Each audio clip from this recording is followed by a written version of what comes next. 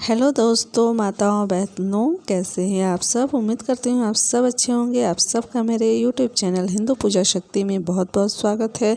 मैं हूँ प्रतिमा सिंह, आपकी शुभचिंतक। तो आइए जानते हैं कि आंवले के नीचे क्यों भोजन किया जाता है। तो चलिए बताते हैं।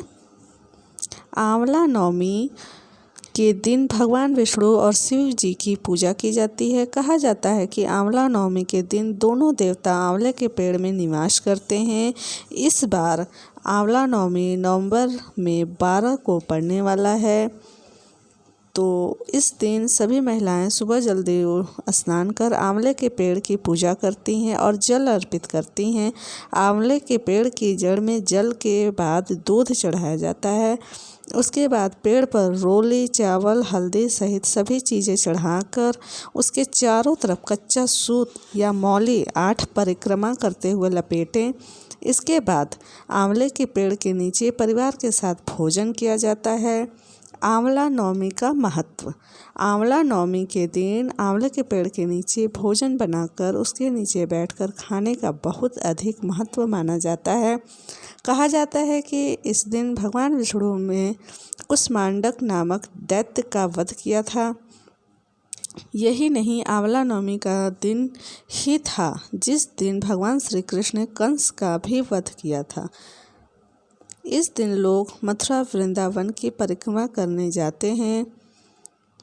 संतान प्राप्ति के लिए की गई पूजा पर व्रत भी रखा जाता है और इस दिन रात में भगवान विष्णु को याद करते हुए जगराता किया जाता है।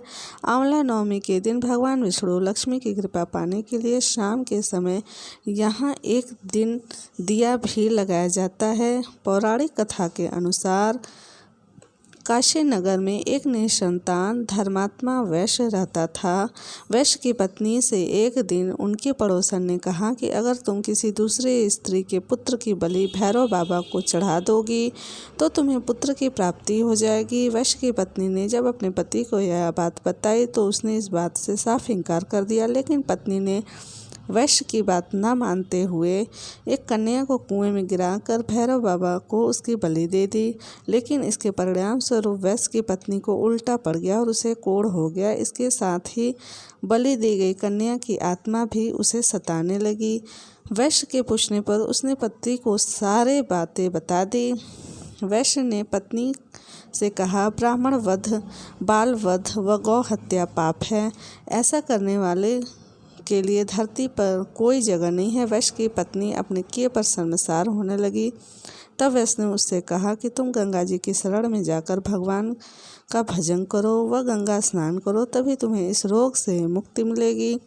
पति की बातों को मानते हुए वैश्य की पत्नी गंगा जी की शरण में चली गई और वहां भगवान की भजन करने लगी। उसकी भक्ति से प्रसन्न होकर गंगा जी ने उसे कार्तिक शुक्ल पक्ष की नवमी तिथि को आंवले के पेड़ की पूजा करने को कहा। इसके बाद महिला ने उस तिथि पर आंवले के पेड़ की पूजा करके आंवला खाया था, जिससे वह रोग मुक्त हो गई और कुछ ही दिनों बाद उसे एक संतान प्राप्त हुई। तो यह आंवले के पेड़ के नीचे खाने का महत्व है। तो आपको यह जानकारी कैसी लगी, प्लीज़ हमें कमेंट करके ज़रूर बताइएगा। अगर वीडियो अच्छी लगे तो प्लीज़ एक लाइक करिएगा, शेयर करिएगा और न्यू हैं तो सब्सक्राइब करिएगा। मिलूँगी मैं फिर से आपको एक न्यू वीडियो में। तब तक के लिए मैं प्रतिमा सिंह आप सबसे विदा लेती हूँ। ओम नमः शिवाय।